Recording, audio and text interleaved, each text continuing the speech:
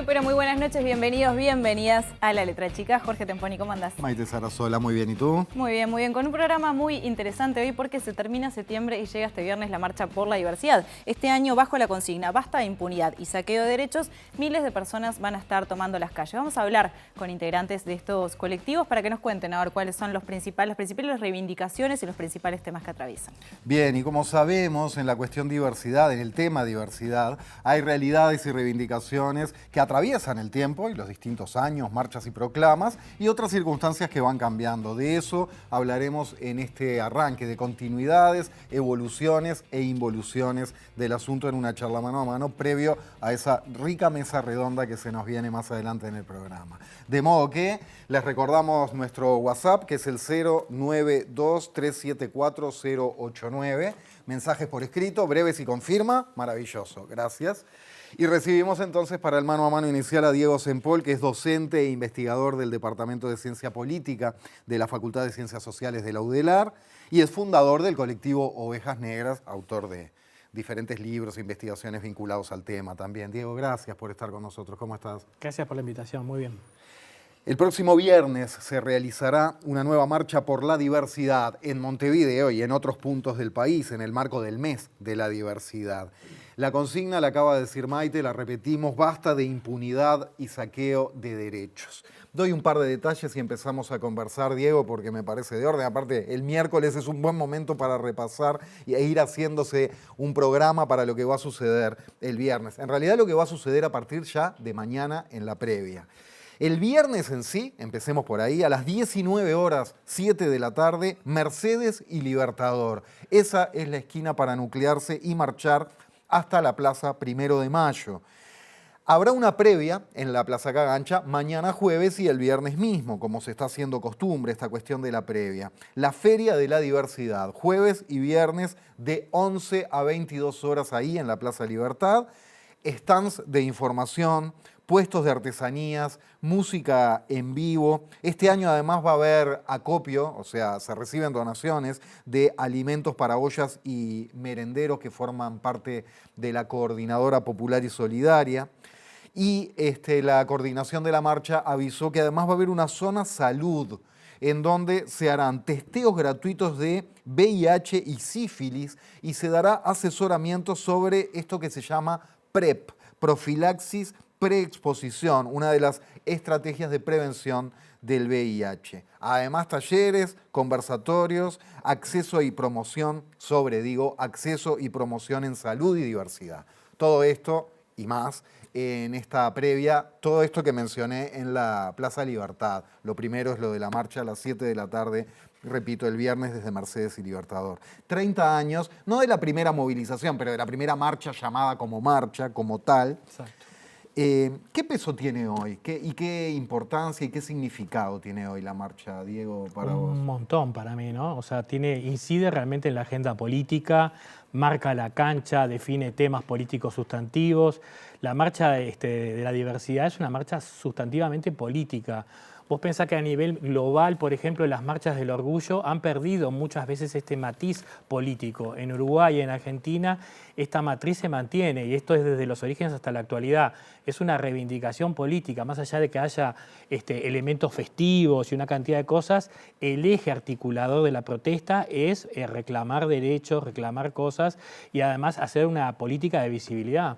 ¿Por qué, perdona, en el mundo decís que en otros lugares es menos política? ¿Por qué? Sí, por ejemplo, si vos vas a la Marcha del Orgullo en Toronto, vas a encontrar que ha sido totalmente colonizada por las industrias y en realidad entonces empieza una cantidad de marcas desfilando, no marchando, que de alguna forma apoyan el orgullo.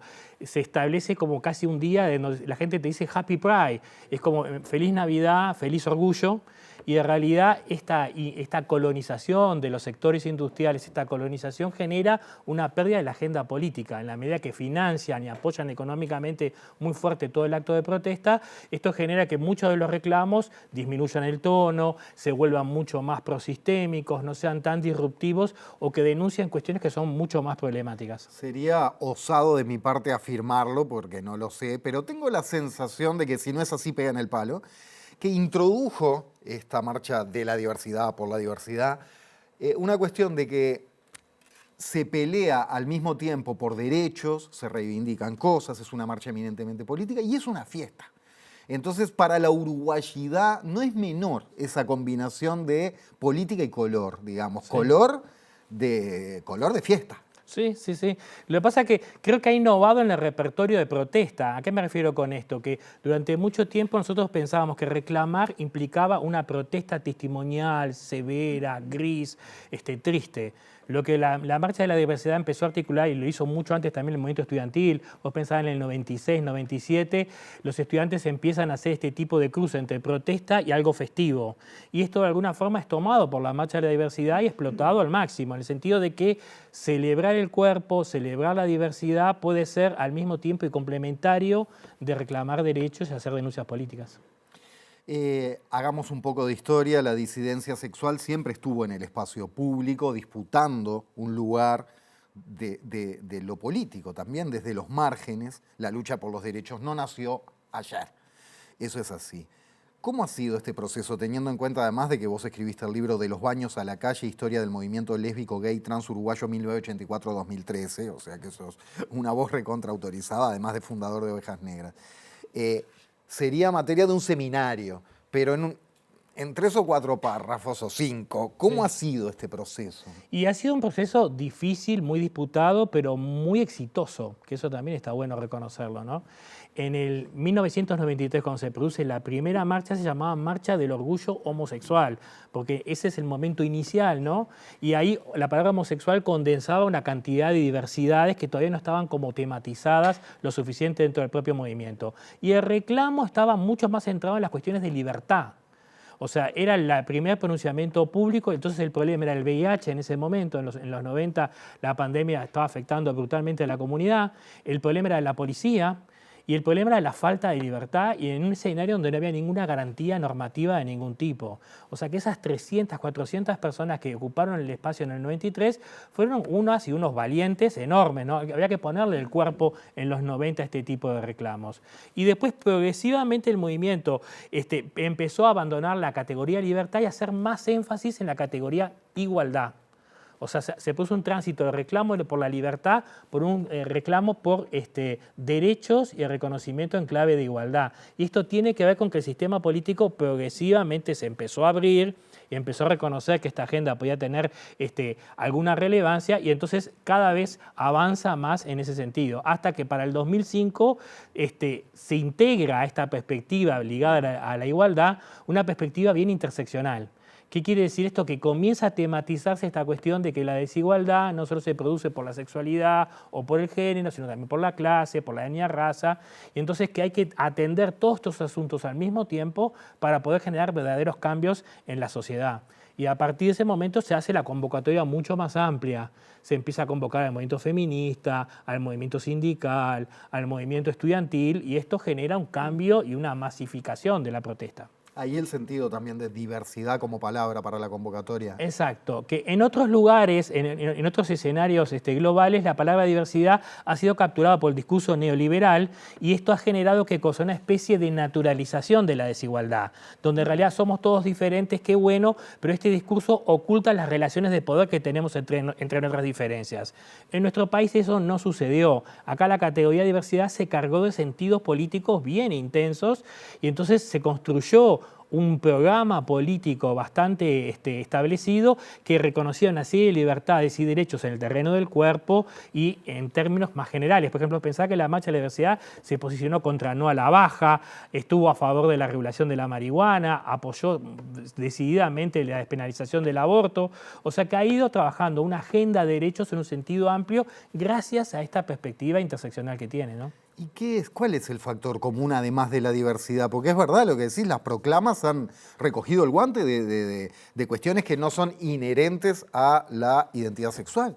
Esta cuestión como lo del aborto, la despenalización del aborto, la legalización de la marihuana, etcétera.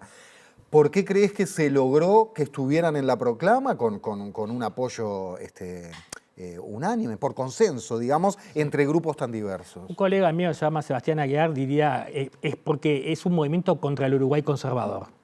En realidad lo que une a todos estos actores es que tienen un mismo antagonismo. Hay una cantidad de demandas que están enfrentando a un Uruguay que no quiere cambios, a un Uruguay que está todo el tiempo defendiendo la jerarquía, a un Uruguay que defiende la desigualdad. Entonces, esto es lo que de alguna forma ha unificado a todos estos reclamos en clave de protesta social. Y además, la respuesta después, también otra respuesta posible, es que estas desigualdades están conectadas. Tienen que ver con la libertad con respecto al cuerpo, tienen que ver con los sistemas de regulación que producen desigualdad y que nos afectan en la vida cotidiana. Con la moral opresora también, ¿no? Con esa cuestión de, bueno, yo hago lo que quiero mientras no esté dañando a nadie. Tal cual. En ese punto. Pero presentás una realidad y me haces comparaciones a nivel internacional que nos dejan bien colocados. ¿Es exagerado decir que Uruguay ha sido vanguardia entonces en estos asuntos? Creo que en el contexto de América Latina claramente sí. O sea, que no es exagerado, o sea, que fue vanguardia. Sí, sí, creo que lo fue. ¿Fue o es? No, lo fue, porque creo que en los últimos años nos hemos estancado significativamente también en esto. Y yo creo que buena parte de la consigna de la marcha de este año pone sobre el tapete este asunto. Vos pensás que la ley integral trans que se aprobó en el 2018 es una ley muy progresista en una cantidad de aspectos, reconoce una integralidad de problemas, pero casi nada de esa ley se está cumpliendo.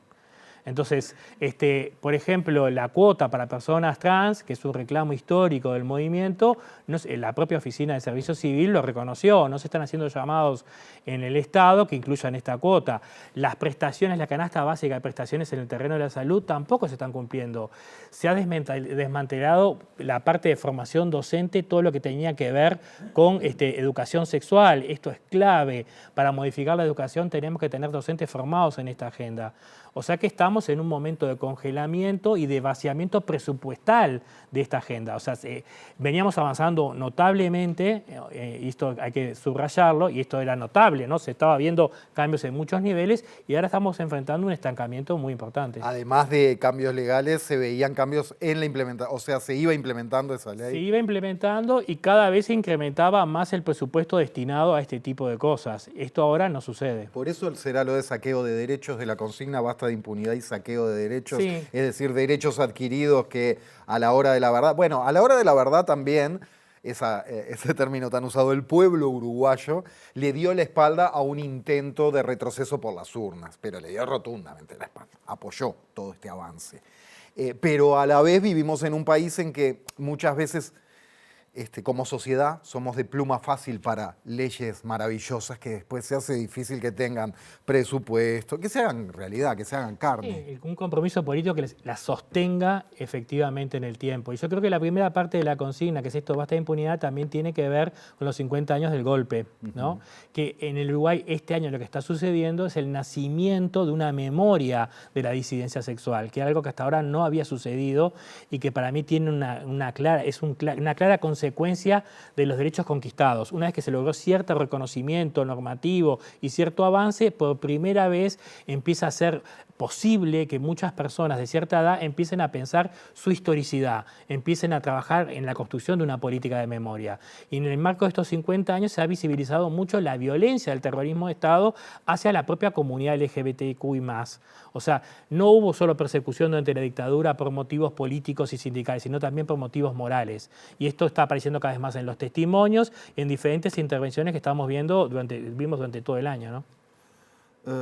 ¿Es pronto? ¿Se puede encontrar un porqué a eso? ¿Por qué sucedió así? Quiero decir, por fuera de lo ideológico partidario entre izquierda, derecha, revolución, no revolución y el adoctrinamiento que recibían en este sentido las fuerzas del orden de la época, ¿no? ¿Es porque el ser humano si tiene poder y porque puede abusa de él? ¿Es porque se consideraba un humano de otra categoría a una persona con una identidad sexual diferente? Yo como historiador estoy trabajando precisamente eso y lo que estoy encontrando es que el discurso anticomunista tiene un componente fuertemente moral y una lógica católica ortodoxa que unifica anticomunismo con ciertos ideales regulatorios en torno a la familia.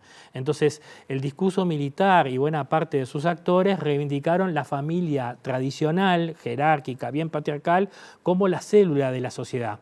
Y todos aquellos grupos o personas que desafiaban este modelo fueron incluidos dentro de la categoría subversiva y por eso de alguna forma fueron perseguidos significativamente. es notable ver cómo, por ejemplo, entre el año 75 y 77 se produce una persecución en el espacio urbano por la policía de Montevideo de personas travestis, de personas homosexuales. Se detienen a cientos de personas y a partir de ese momento sus vidas se vuelven un infierno, ¿no? Y esto también pasa en las instituciones. En la educación se peina toda la estructura educativa para excluir y poner a disponibilidad a maestros y a docentes que eran considerados homosexuales o mujeres que tenían comportamientos sexuales considerados díscolos, o sea, mujeres que vivían en concubinato, por ejemplo, o mujeres que tenían relaciones por fuera de su matrimonio y esto cobraba cierta publicidad. Entonces esto también generaba la posibilidad de la destitución. Pasa algo muy parecido en las Fuerzas Armadas. Se peina toda la estructura de las Fuerzas Armadas para perseguir a homosexuales dentro del ejército. Pasa lo mismo en el Ministerio de Relaciones Exteriores. O sea que vemos que en diferentes niveles esto se operativizó con políticas bien concretas de persecución. Mirá vos, es interesante para profundizar, bueno, evidentemente que es lo que estás haciendo, digo, pero porque hay algunas cosas...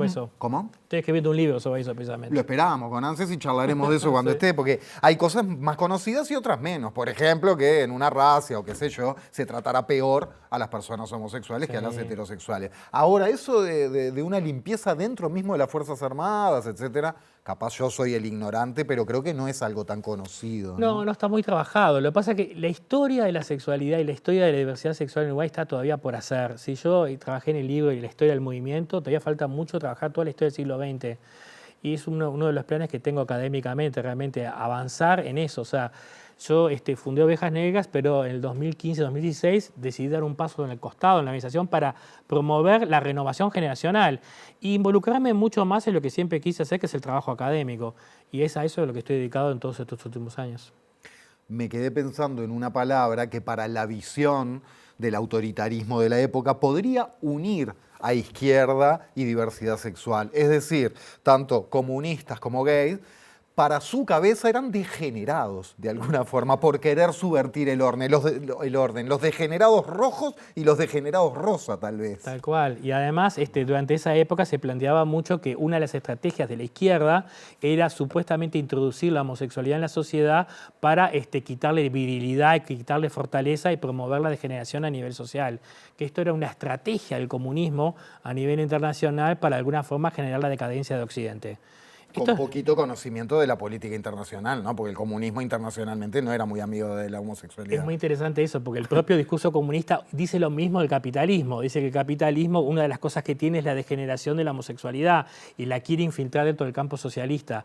O sea que se anatemiza en los dos campos ideológicos durante toda la Guerra Fría. Vamos a leer ese libro, vamos a leer ese libro con muchas ganas. Has dicho... El concepto de diversidad corre el riesgo de volverse un eufemismo si no se nombran las identidades sociales que la gente habita.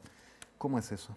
Claro, ahí hay toda una discusión, ¿no? Las identidades sociales, ser gay, ser lesbiana, ser trans, nos ayudan a particularizar o a visibilizar ciertas agendas. Yo necesito la palabra trans para instalar el debate de los baños. O sea, cuando una persona trans va a un baño, se instala, dado que los baños están divididos en baños para hombres y baños para mujeres, se instala toda una discusión. Entonces, la palabra trans es muy útil para de alguna forma instalar asuntos y ver formas específicas de desigualdad que viven cada uno de los grupos. Pero al final del día, las identidades también se vuelven un problema cuando en realidad las personas lo único que hacen es mirarse el ombligo y su propia identidad y no logran trascenderla y entender que hay enemigos comunes en los cuales se pueden articular campos de lucha con otras identidades y se puede pensar programas políticos más amplios de transformación social. O sea que en realidad esta cuestión de pensar la complejidad del problema obliga a reconocer la identidad, pero al mismo tiempo trascenderla cada vez que se pueda. ¿Por qué? Porque si no termino atrapado en una identidad y al final lo que hago es simplemente trabajar mi identidad y los problemas que tiene mi identidad y empieza una lógica de competencia entre todas las identidades por modificaciones y por los beneficios del Estado. Empieza una especie de olimpiada de los oprimidos. ¿Quién es el que sufre más? ¿Quién es el que es más discriminado? Que lo que hace es fragmentar todo el movimiento y debilitarlo.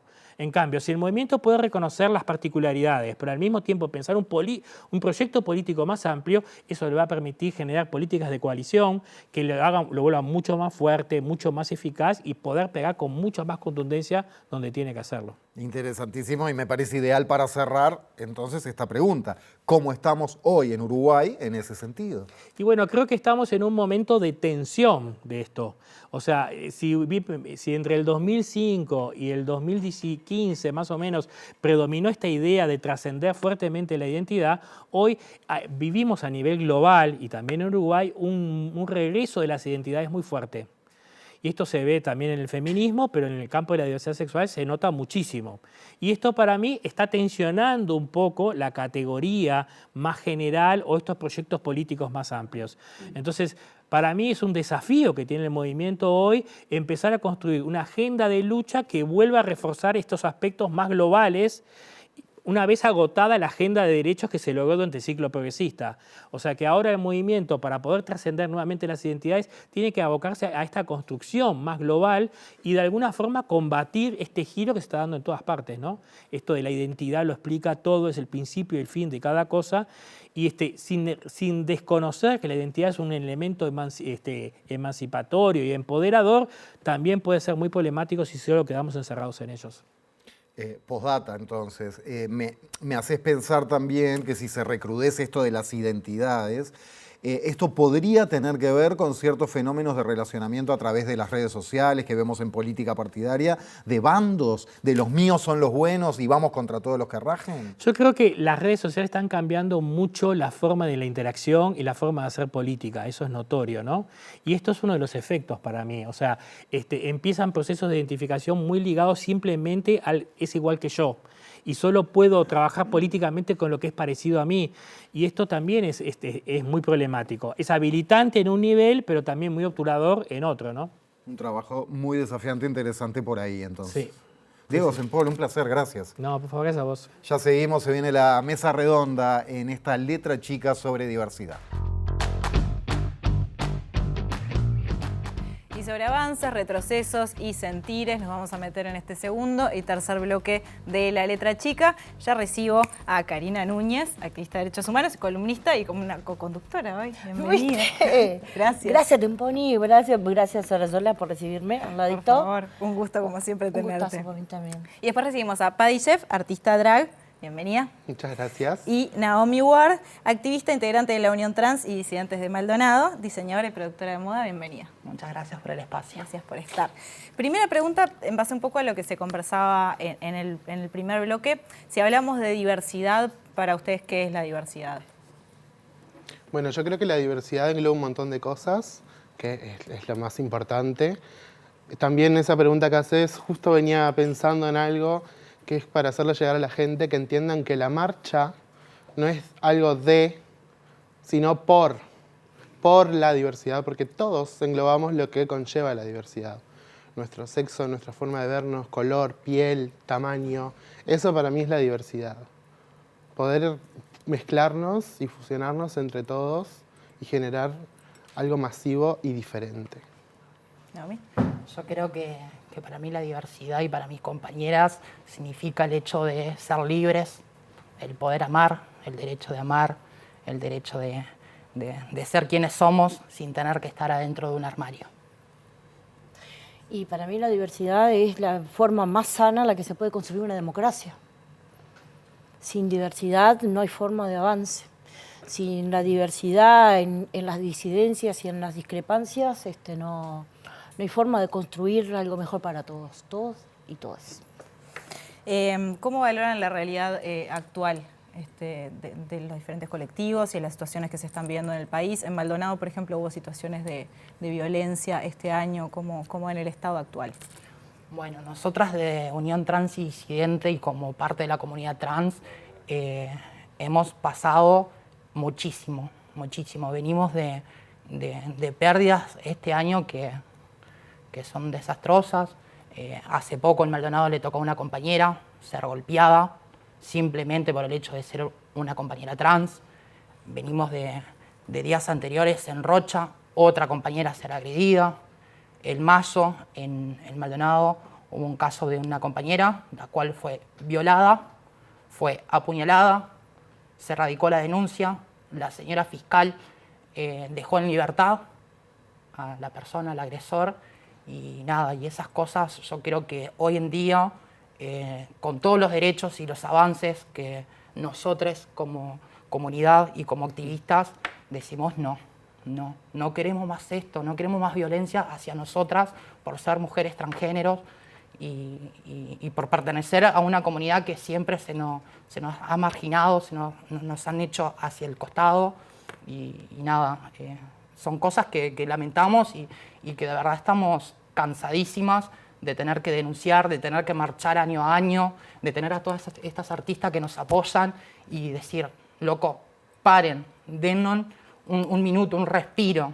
Y ese respiro no lo estamos consiguiendo. ¿Y es más difícil que se haga justicia después? Es más difícil, porque la justicia no la tenemos. Nosotros las mujeres trans tenemos una ley que nos ampara, pero es una ley que brilla por su ausencia, ¿tá? Y es una ley que no es respetada. A nadie le importa qué va a pasar con las vidas de la comunidad trans en realidad, porque siempre hablamos de las mujeres, pero están las personas, los compañeros no binarios, están los varones trans, pero las que más sufrimos somos las mujeres trans. Y nosotros decimos, basta, estamos cansadas que estén pasando estas cosas, de verdad. O sea, necesitamos un respiro. Sobre todo saliendo de las márgenes visibles, ¿no? Yendo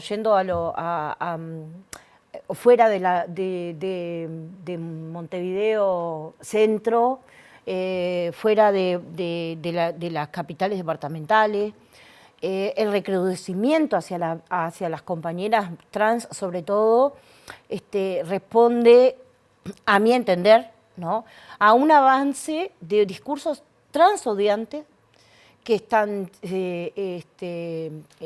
generando núcleos que en discursos por parte de personas integrantes del Estado que suavizan y que dan a entender de que, bueno, si son así que se lo merezcan. Pero nadie se hace cargo ni de la trans, ni de la mujer trans, mientras está viva, ni cuando muere.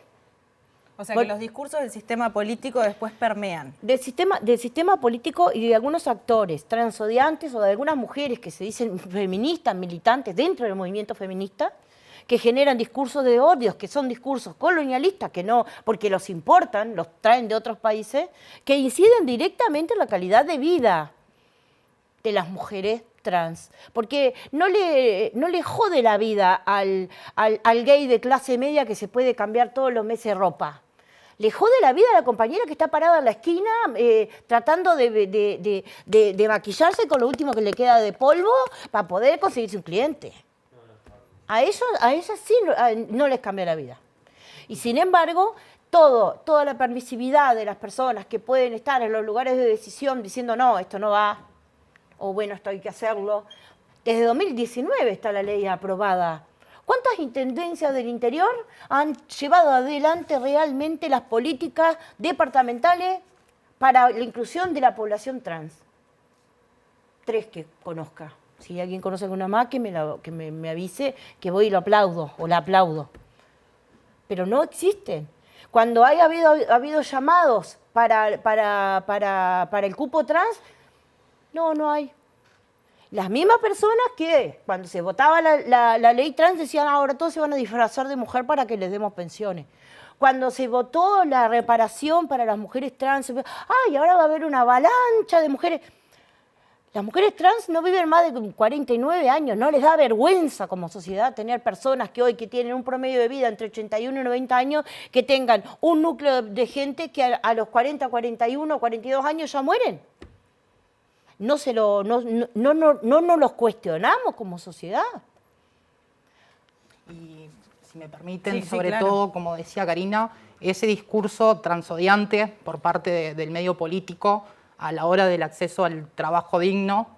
En Maldonado, hace 2 años, ¿No hay llamado? un integrante de la Intendencia dijo que la Intendencia de Maldonado no le daba cupos laborales a los chicos de cara pintada. ¿Les parece justo que nosotros, las mujeres trans, que queremos trabajar dignamente, sigamos en las calles porque no se nos permiten con una ley aprobada. No, eso se tiene que terminar. Se tiene que terminar porque no es justo para ninguna identidad dentro del colectivo nuestro y de la comunidad diversa, no es justo. No es justo para ningún ser humano. Y es una doble hipocresía tener una ley votada para usarla, para archivarla y para decir sí la tengo y para ir a hacer bandera afuera. Pero acá en la vida, en la realidad de las personas, eso no sucede. Que tengas aprobado que puedan tener acceso a la salud, que puedan tener acceso a la diversidad y que a la asistencia para la hormonización, para la colocación de implantes mamarios, para la realización de reasignación de sexo, y que tengan que estar esperando 2 o 3 años todavía, si se los dan. Sí, una ley que, recordemos, fue aprobada el 16 de octubre de 2018 en el Parlamento, ya llevaba a cumplir años ahora. En poquitos días. Paddy, ¿cómo ves esto vos?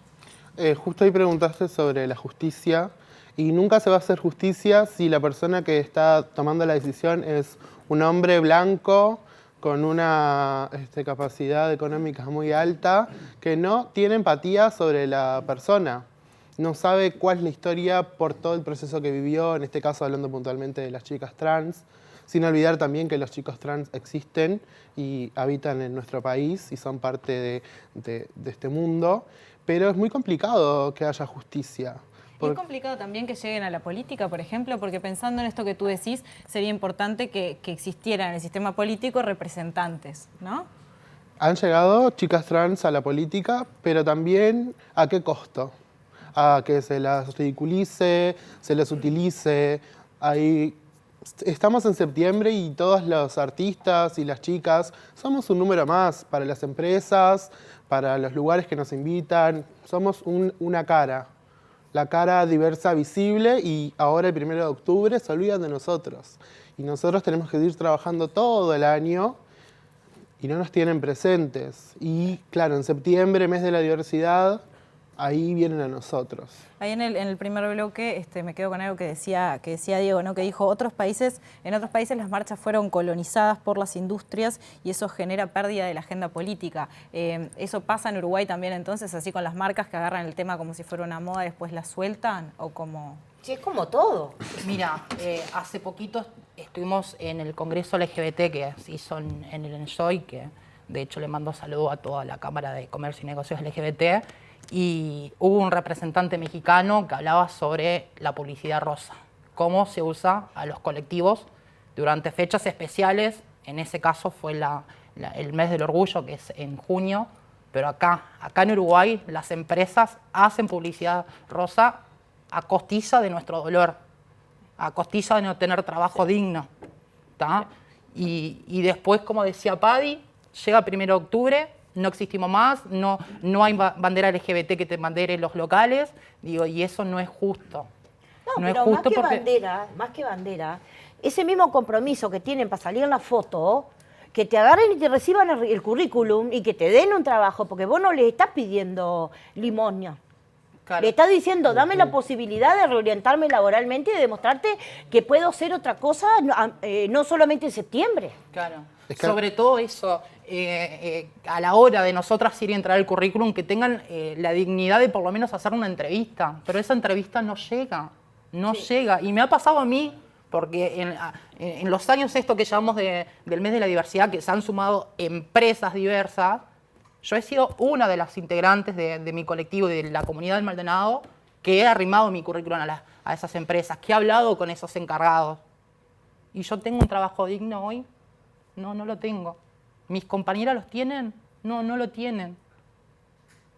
Pero es llegar estas fechas y para todas somos importantes. Todos nos quieren ver en la fiesta, todos nos quieren ver en la foto, todos nos quieren ver con la remerita, con la bandera de X marca, y no es así. Tienen que tener un respeto hacia nosotros. A mí me gustaría saber cuántas de estas marcas, tiendas y empresas que utilizan a la bandera de la diversidad en sus locales, como podemos caminar por 18 de julio y hay un montón, ¿cuántas de ellas tienen empleados que son parte de la comunidad? Obviamente uno al presentar un currículum no dice soy gay, soy trans, soy esto, pero tiene que haber cierta organización para ocupar ciertos puestos. Sobre todo las chicas trans, los chicos trans que puedan generar una base de trabajo y que tengan también una inclusión que no sea despectiva, porque muchas tienen que entregar un currículum con un nombre masculino, que es el nombre con el cual no se sienten identificadas para poder conseguir un trabajo. Y hay trabajos que las hacen ir a trabajar y les piden exclusivamente que luzcan de una forma masculina porque se las está contratando como tal nombre, no como se ven. Entonces, no, y aparte también las agendas artísticas. ¿Cuántas mujeres drag componen los grandes eventos artísticos? La mayoría de las compañeras drag, artistas drag, los colectivos en el interior tienen que hacer magia para conseguir pesito por pesito, para poder financiarlo aunque sean los pasajes, o para poder... Y las compañeras van y muestran su arte porque aman lo que hacen. La mayoría paga para militar el drag, pero no la ves en ninguna cartelera importante, ni incluida fuera de septiembre, ¿no? Fuera de septiembre. Vamos a seguir hablando sobre diversidad, sobre la importancia de la identidad, sobre salud, sobre educación. Trabajo viene siendo un eje de este segundo bloque, pero quédense que en unos minutitos la continuamos. Sí. Bien, 30 años. Pasan cosas en la tanda. 30 años. No fui. No, doy fe. 30 años de la primera marcha, 10 años de la aprobación del matrimonio igualitario, pero hay muchos debes y una de las cuestiones que se mencionó en el bloque anterior es la cuestión de la salud. ¿Cómo está el tema de la salud? ¿Cuáles son los principales debes? ¿En qué se ha avanzado? ¿Y qué pasa también con la salud mental? bueno, yo puedo arrancar por lo de la salud mental, porque estoy bastante de lleno en eso. Y hay muchas carencias en el tema de la salud mental, todo lo que es público, sobre todo. Yo me atiendo en asociaciones públicas, policlínicas, y por ejemplo para un psicólogo tengo una lista de espera que la primera vez tardó 2 años. ¿2 años? 2 años estuve esperando para que me atendiera un profesional y la última vez ya hace 6, así que veremos si supera los 2 años o me llaman antes. O sea, tú hiciste la solicitud y te dicen, bueno, sí, ahora... pedí la solicitud, fui, expliqué la razón, bueno, me dieron, hay 3 tipos de pases, está el normal, el intermediario y el urgente. Esta vez solicité el urgente para ver si tenía un poquito más de suerte, pues sigo esperando. Así que por el tema de la salud mental... Así que de urgente no tiene nada. No tiene nada de urgente, claramente, ni siquiera una llamada, ni siquiera buscar una solución, ahí hay una carencia enorme. También hay que reconocer que los profesionales de la salud pública están saturados. No, o sea, no es una queja, pero es como un... No es una cuestión de política pública, claro, no del profesional en sí. Exacto. Es una consecuencia de agarrar la tijera y empezar a cortar cuando recién arrancaron, porque cortaron todos los servicios que tenían que ver con la asistencia a la población LGBTIQ+. Esto no es arbitrario, esto es solo consecuencia del recorte de presupuesto en las poblaciones en las que ellos consideran que no son sujetas de derecho. Esto es una de las consecuencias. La otra de las consecuencias con respecto a salud es que hay mutualistas privadas que, estando dentro del Sistema Nacional Integrado de Salud, cobran prestaciones por atender a población LGBTIQ y las prestaciones no las dan. ¿Cómo es eso? Por ejemplo, la hormonización, la reasignación la readecuación de sexo. O sea, cuestiones que están dentro de la ley. Que están dentro de la ley y que son pagas, que se les pagan pero no las brindan.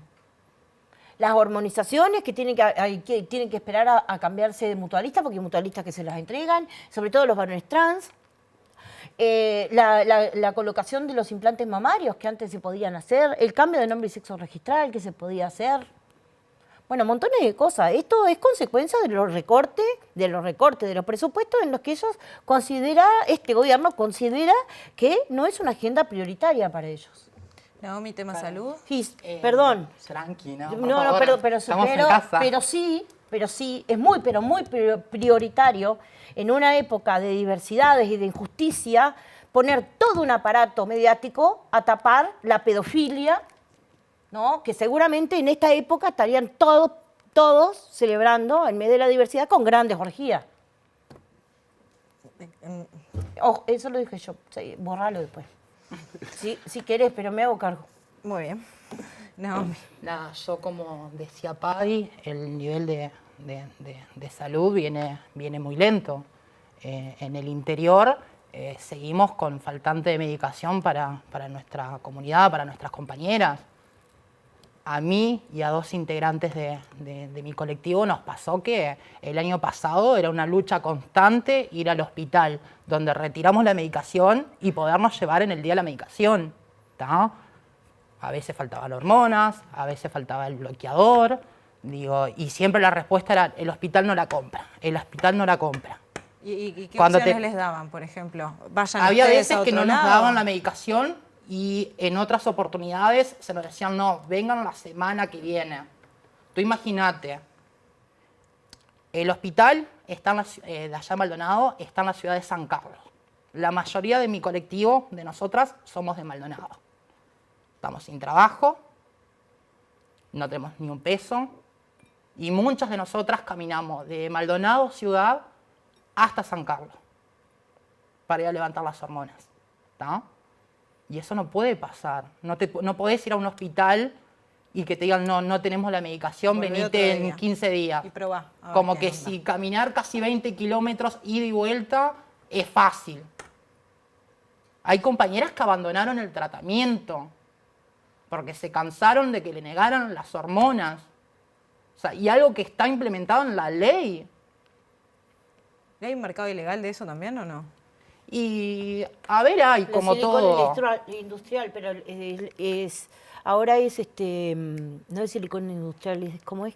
Tiene otro nombre. Tiene un nombre, así que Sí, que es más comercial, pero que las termina matando. Eso se les desperdiga por el cuerpo y después, por ejemplo, no podés poner un inyectable Eso porque para el tiene caso de los circulando implantes mamarios. y los botox, esos que se ponen en los labios, acá en los párpados. Claro. Como En dice todo Karina, donde las puedan pinchar. claro, ahora que Karina agarró por ese lado, las operaciones para nosotras, hiper lento viene la lista, hiper lento, 2 años después. ¿está? Donde el sistema público se comprometió a esas operaciones. Tenemos compañeras esperando hace 4 años, y ni digamos las que empezamos ahora. Yo ya tengo 2 años, voy casi a 2 años. Yo no he tenido ni siquiera una revisación de un cirujano para la recomendación de cuánto pecho me puedo poner, de si me puedo hacer la reasignación de sexo. Eso está muy lento y no puede pasar eso. Y no podés tener un gobierno que se está peleando por un presupuesto y que te diga: no hay dinero para esto. No se puede, eso ya no se puede. No, pero si no asignan dinero para la base, que es la educación, porque sin educación no hay una cultura que trascienda y que sea objetiva de la diversidad. Si ya desde la base, después el resto está todo, te trunca todo. Y hablando de educación, por ejemplo, ¿cuál sería la importancia de la educación sexual cuando hablamos de diversidad, de identidad? Yo creo que para mí lo importante es que se empiecen a implementar las ESIs en las escuelas, tanto públicas como privadas. No podemos seguir con un atraso en la educación donde hay maestras que no le permiten ser a las niñeces como son. El año pasado nos pasó nuestro colectivo, tenemos un integrante que es un varón trans, el cual se hizo cargo de una familia que está integrado por 2 niñas, el cual el niño mayor se identifica como varón trans. Y el año pasado fue una lucha constante con la maestra de esa infancia que le decía que no era varón, que era una niña. Tú no le podés decir eso a un niño que con 6 años ya sabe lo que quiere, ya sabe cómo expresarse, ya sabe cuál es su identidad. Y eso es un atraso enorme. Y el otro día decíamos allá en Punta del Este en el Congreso, ¿para qué luchamos? ¿Para qué salimos año a año pidiendo todo esto si no se implementa? ¿Tá? Digo, a mí el año pasado me partía el corazón escuchar a esa infancia que iba a nuestras reuniones, decirme, Nao, mi maestra me dice que soy nena y yo no soy nena, soy nene. ¿Una escuela pública? En una escuela pública de Pan de Azúcar. A mí eso me duele muchísimo. Muchísimo, porque no están dejando ser a la infancia, no la están dando la posibilidad de ser libre con 6 años. Imagínate todo el daño, hoy que Paddy hablaba de la salud mental, todo el daño psicológico que le hacen a esas infancias. Y hoy en Uruguay teniendo toda la diversidad de niñas e infancias en la comunidad trans. Sí. Que hay familias que están dando todo para que sus hijos sean libres y felices. Pero ¿hasta qué punto llegas si vos vas al centro educativo y te dicen, no, tú sos esto, tu célula dice esto? Eso no puede pasar. Ver a ese niño llorar, diciéndome a mí, diciéndole a Maya, que es nuestra madre del colectivo, diciéndole a la tía Karen, diciéndole a Mía, no quiero que me llamen, no quiero que la maestra me llame por esto porque yo soy esto. Digo, eso para mí es imperdonable y es meterse con toda una lucha durante años que nos siguen arruinando y nos siguen dejando de lado. Obviamente cuando pensamos en la pandemia, fueron años que golpearon a muchísimos sectores, pero a los colectivos particularmente. ¿Cómo se vivió eso? ¿Qué pasó también con la solidaridad, con la cuestión de las ollas? Bueno, en lo que fue la pandemia, dentro de la comunidad, el colectivo CTU abrió su propia olla solidaria, que al principio, bueno, la idea era como ayudar a las chicas trans, chicos trans que se acercaran a la zona. Después se agrandó un poco, empezaron a ir vecinos, vecinas, gente que necesitaba, que estaba pasando hambre. Tuve la oportunidad de ir una de las veces a apoyar y a ayudar y ver esa realidad de cerca. Y la verdad que me pongo de pie y aplaudo al colectivo CTU, que es el colectivo trans del Uruguay, porque lo que ha hecho por la comunidad no tiene nombre y hasta el día de hoy siguen generando canastas para las chicas trans que se le envían a todo el país, todo autogestionado, sin el apoyo de nadie. Reciben donaciones, es bueno que lo sepan la gente que está del otro lado, que si quieren donar alimentos no perecederos le pueden escribir al colectivo CTU, que lo van a encontrar en las redes sociales, que sería de gran ayuda. Sí. Y sobre todo poder mantener un discurso que sea acorde con la militancia de muchos años. Porque muchos de los gurises de ahora van a salir a la fiesta, van a salir a disfrutar de una diversidad que se construyó sobre los cadáveres de putas y trans que murieron peleando por ser libres. Eso tiene que quedar clarísimo. Hoy, quien baila es porque debajo de sus pies hay cadáveres que solventaron esa danza. En el primer bloque, pensando también un poco en esto que decís, Karina, de ir para atrás y hacer memoria, pero algo que mencionaba Diego, pensando en el presente y en el futuro, él llamaba un poco a dejar de enfocarse quizás tanto en las identidades o lo que él veía ahora y mirar un poco más en esa interseccionalidad y en el acuerdo con el otro para que realmente se generen políticas más abarcativas. ¿Cómo sienten eso? ¿Sienten que es por ahí o que no, por ejemplo? No, sí, escuchar un montón de cosas. Ahora después de que se cierran entre 4 o 5 a escribir y olvidate.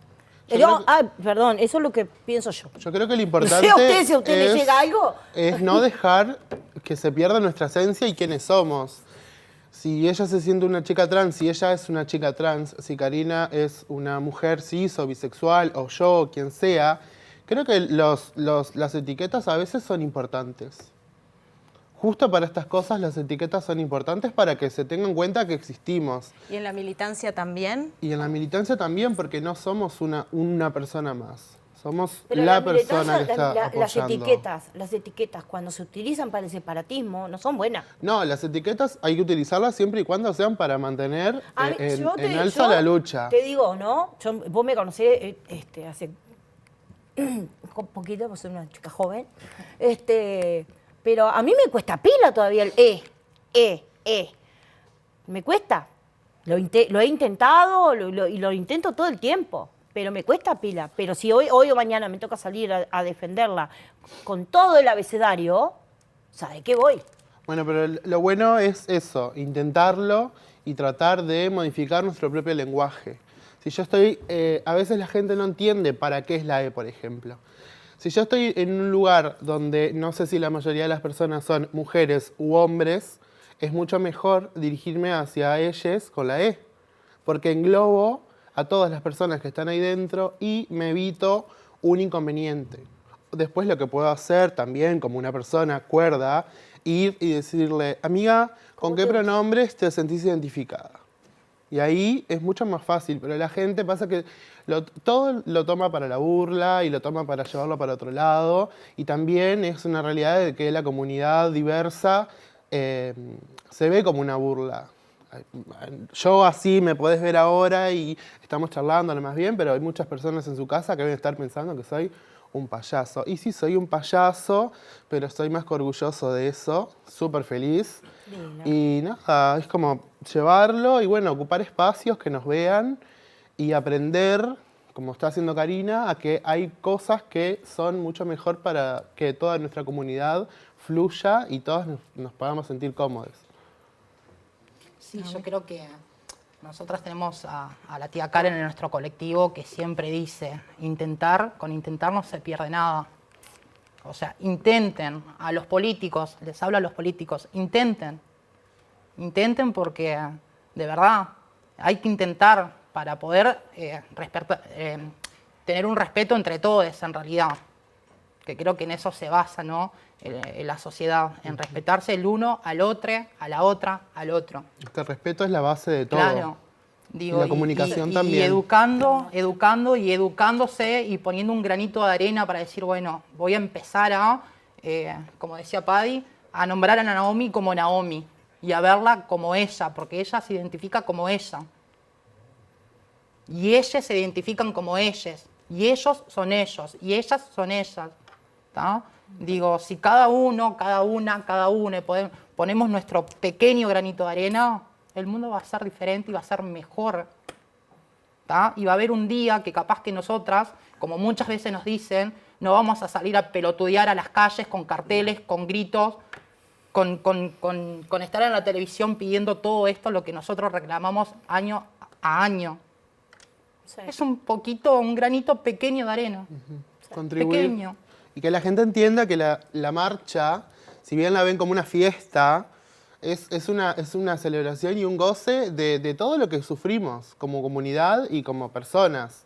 La discriminación, el bullying desde chicos, porque si no te discriminan por tu peso, te discriminan por tu orientación, por tu color de piel. Lamentablemente vivimos en una sociedad que todo lo que esté por fuera de los cánones de belleza o lo estereotipado por la sociedad está mal y hay que burlarse de ello, cuando en realidad ser diferente está genial, porque no sos igual al resto. Creo que nadie quiere ser igual al resto.